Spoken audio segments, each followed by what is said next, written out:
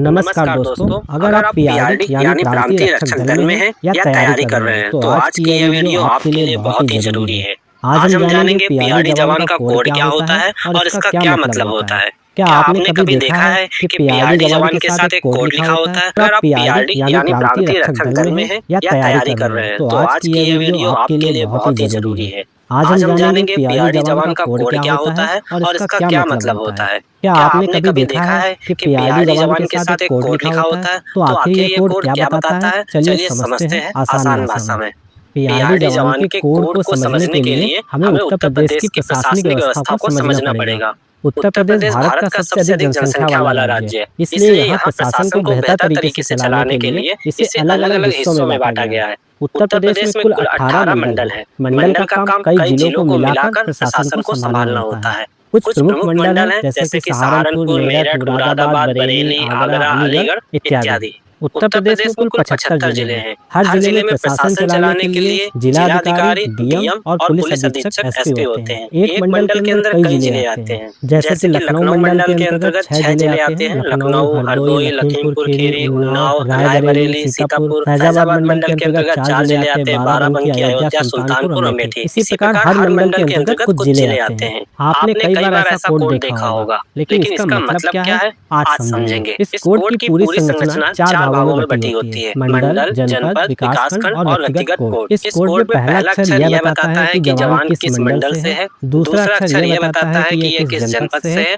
तीसरा अक्षर यह बताता है कि यह किस विकासखंड से है और चौथा अक्षर उस जवान का यूनिक नंबर होता है, जो कि हर पीआरडी जवान का अलग अलग होता है। पीआरडी जवान के कोड को अच्छी तरह से समझने के लिए हम मंडल, जनपद, विकासखंड को अपनी तरफ से एक एक कोड देंगे ताकि और अच्छे से समझ में आ सके। उदाहरण के लिए हमने उत्तर प्रदेश के 18 मंडलों को एक एक कोड दिया, जैसे कि लखनऊ मंडल को ए, फैजाबाद मंडल को बी, बस्ती मंडल को सी, गोरखपुर मंडल को डी, आजमगढ़ मंडल को ई, वाराणसी मंडल को एफ। जैसा कि हमने लखनऊ मंडल के लिए कोड ए चुना था और मंडल बनता है कई जनपद को मिलाकर, तो हमने लखनऊ जनपद लिया। लखनऊ जनपद को कोड 1 दिया। लखनऊ जनपद के अंतर्गत 8 विकासखंड आते हैं: मोहनलालगंज, माल, मलिहाबाद, काकोरी, बक्सी का तालाब, चिरहट, सरोजनी नगर, गोसाईगंज। तो हमने इन्हें भी एक एक कोड दे दिया, जैसे कि मोहनलालगंज का कोड 1, माल का 2, मलिहाबाद का 3, काकोरी का 4। इसी प्रकार अन्य भी हमने कोड दे दिए। जैसा कि आप चित्र में देख सकते हैं कि हमने मंडल को कोड ए दिया, जनपद लखनऊ को कोड 1, विकासखंड को कोड 1 और स्वयं सेवक का आवंटित कोड 1। इस प्रकार आज हमने यह समझा कि पीआरडी जवान के कोड में होता क्या क्या है। अगर वीडियो पसंद आई हो तो लाइक करें, शेयर करें और चैनल को सब्सक्राइब जरूर करें। धन्यवाद। दोस्तों, आज के इस वीडियो में हम बात करेंगे पीआरडी की रैंक स्ट्रक्चर क्या होती है, पीआरडी में कौन कौन से पद होते हैं और सबसे इम्पोर्टेंट प्रमोशन की प्रक्रिया क्या है।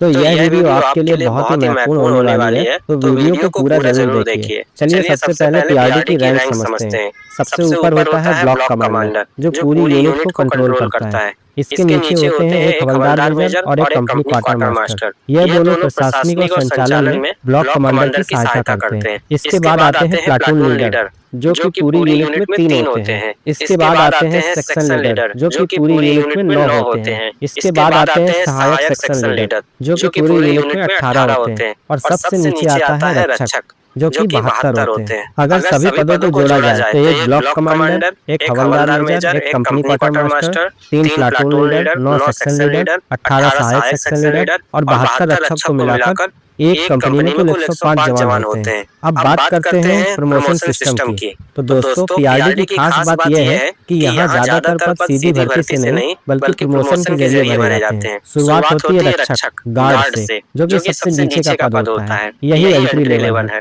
यहाँ आपका डिसिप्लिन, अटेंडेंस और परफॉर्मेंस बहुत इंपॉर्टेंट होता है। अच्छे काम के आधार पर ही आगे बढ़ने का मौका मिलता है। रक्षक में से प्रमोट होकर बनते हैं सहायक सेक्शन लीडर। यह पहला प्रमोशन होता है। यहाँ से आपकी लीडरशिप जर्नी शुरू होती है।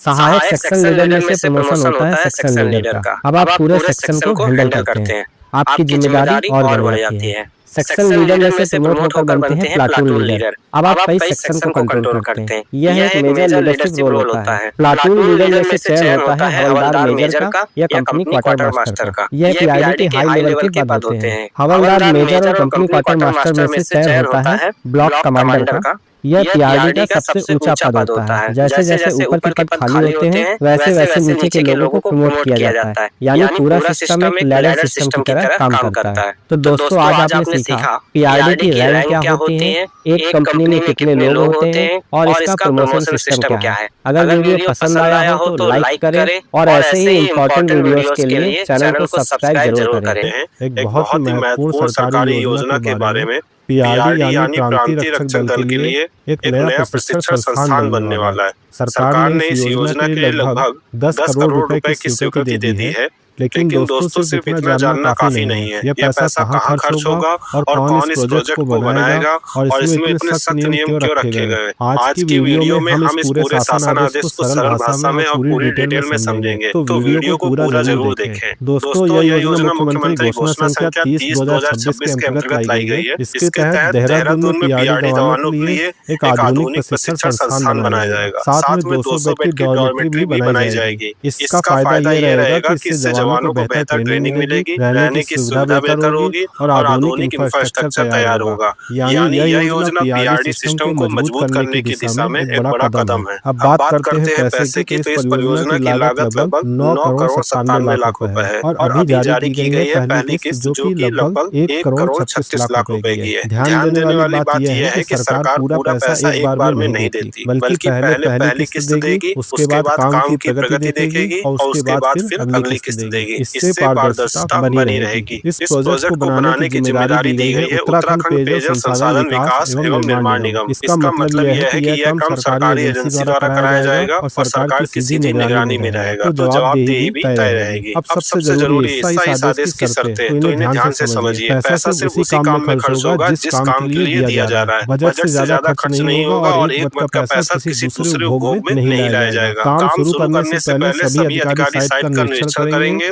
फोटोज लेंगे और अपनी रिपोर्ट देंगे। डुप्लीकेट काम नहीं होगा और जो भी सामान खरीदा जाएगा वो प्रोक्योरमेंट रूल्स 2025 के अनुसार होगा। टेंडर प्रक्रिया पूरी तरह से पारदर्शी होगी। अगर रुपए बचता है तो बची हुई राशि को सरकार को वापस दिया जाएगा। हर महीने रिपोर्ट देना होगा कि खर्च कितना हुआ, प्रगति कितनी हुई और यूटिलाइजेशन सर्टिफिकेट भी देना होगा। गुणवत्ता पर विशेष ध्यान रखा गया है। सामग्री का लैब टेस्ट होगा, निर्माण की जांच होगी और अगर कोई गड़बड़ी होती है तो संबंधित अधिकारी की जिम्मेदारी होगी। इस प्रोजेक्ट में सुरक्षा को बहुत महत्व दिया गया है। Fire safety system, electrical safety, proper earthing, lighting protection, यानी एक सुरक्षित और आधुनिक भवन होगा। सबसे महत्वपूर्ण बात यह है कि पूरी धनराशि का उपयोग समय सीमा के अंतर्गत करना होगा। अगर ऐसा नहीं होता तो पैसा वापस करना होगा और फंड पार्किंग नहीं होगी। तो दोस्तों इस पूरी योजना का सार यह है कि पीआरडी जवानों के लिए आधुनिक प्रशिक्षण सुविधा होगी, लगभग 10 करोड़ का बड़ा प्रोजेक्ट होगा और सख्त नियमों के साथ पारदर्शी निर्माण होगा। अगर यह योजना सही तरीके से लागू होती है तो पीआरडी व्यवस्था में बड़ा सुधार देखने को मिलेगा। अगर आपको ये जानकारी पसंद आई हो तो लाइक करें, सब्सक्राइब करें और शेयर करें।